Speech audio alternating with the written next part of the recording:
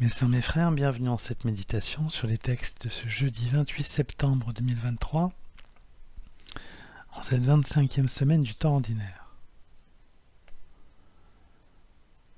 Tout désir ne trouve satisfaction qu'en Dieu.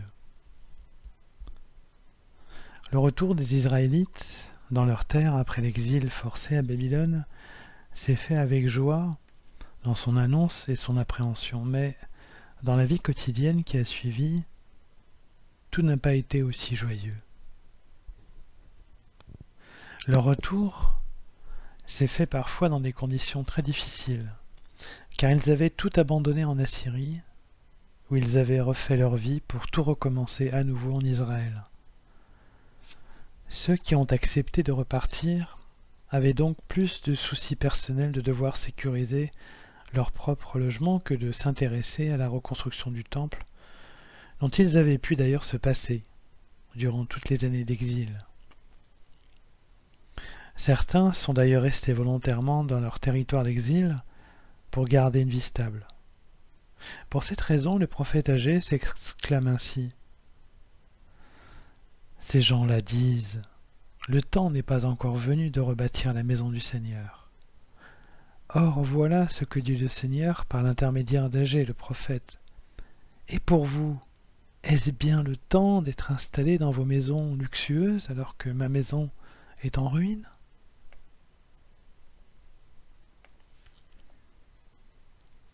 Par-delà les conditions sociales difficiles qu'ont connues les Israélites à leur retour, et le fait que certains ne regardaient pas comme une priorité de reconstruire le temple, il y avait à l'évidence la perception du temple comme une nécessité toute relative.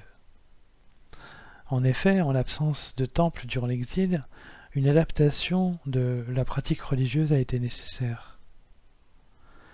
Ils ont pu approfondir leur relation à Dieu et leur compréhension de Dieu comme Dieu d'amour, à la fois juste dans le maintien de la justice de Dieu devant les péchés, mais aussi plein d'amour dans le pardon de ces mêmes péchés. Si Dieu leur donnait la possibilité de rentrer, c'est qu'ils étaient pardonnés. Le prophète Agé en a parfaitement conscience, lui qui a connu l'exil. Mais derrière la reconstruction du temple se cache, en réalité, le désir de Dieu. Le prophète ne se place pas sur un plan uniquement matériel, mais regarde d'abord le cœur des personnes. Lorsqu'il dit « Ainsi parle le Seigneur de l'univers, rendez votre cœur attentif à vos chemins, allez dans la montagne, rapportez du bois pour rebâtir la maison de Dieu. Je prendrai plaisir à y demeurer, et j'y serai glorifié, déclare le Seigneur. » La maison de Dieu n'est pas, en effet, seulement matérielle, mais aussi et d'abord spirituelle. Dans ce même passage, le prophète Agé est d'ailleurs très explicite en comparant les deux états de vie.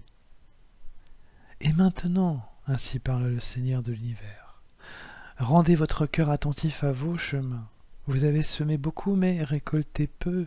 Vous mangez, mais sans être rassasiés. Vous buvez, mais sans être désaltérés. Vous vous habillez, mais sans vous réchauffer. Et le salarié met son salaire dans une bourse trouée. Le prophète fait ainsi le constat d'un manque qui va susciter le désir, bien que les satisfactions matérielles sont données pour certains des Israélites qui sont rentrés.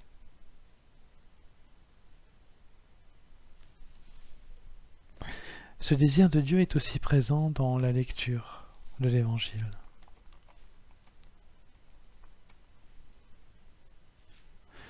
Lorsqu'il est dit « Mais qui est cet homme dont j'entends dire de telles choses ?» demande ainsi Hérode. Tout le monde était en effet perdu sur le sens à donner à la venue de Jésus le Christ. Était-il un prophète d'autrefois, de retour, ou quelqu'un d'autre ?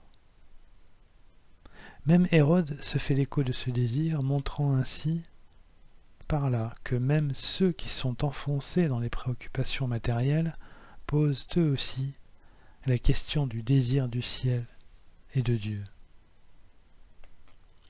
Si Jésus interroge autant, c'est qu'il est perçu, même inconsciemment, comme le prophète par excellence, dont le sens est saturé et déborde de lui-même. Tout le monde sent bien que Jésus dépasse la signification qu'on veut lui donner au premier abord. En réalité, Jésus est bien plus qu'un prophète. Et c'est pour cette raison qu'il interroge autant et qu'il dépasse tous les cadres connus dans lesquels on voudrait l'enfermer. Car une telle présence n'a jamais été connue. De telles actions ont laissé les personnes interrogatives et pleines d'un désir inaccompli. En réalité, non seulement Jésus va leur permettre d'agir et de rencontrer Dieu, mais il va représenter l'assouvissement de tous les désirs. En lui viennent s'accomplir et s'éteindre les désirs. C'est ce qu'avait expérimenté la Samaritaine au puits. Mes sœurs, mes frères, Dieu est désir de nous-mêmes.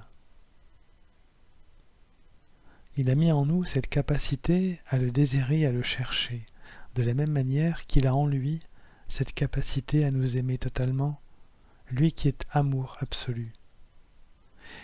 Et Jésus est ce qui va physiquement et temporellement permettre l'assouvissement de ce désir de Dieu qui est l'aboutissement et la satisfaction de tous les désirs.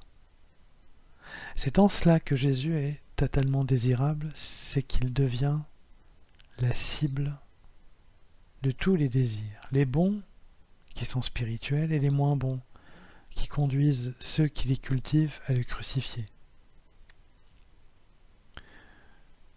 Puissions-nous, dans ce monde, cultiver notre désir de Dieu et accomplir cette recherche en Jésus, le Messie de Dieu.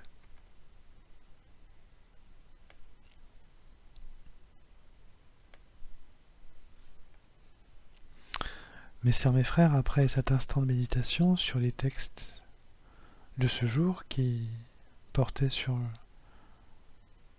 le désir qui ne trouve cette satisfaction qu'en Dieu, je nous invite à la prière.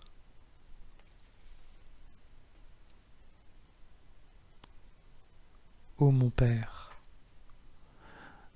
je t'adore et je te cherche jour et nuit. Tu es le désir des désirs, et tu nous montres notre inaccomplissement.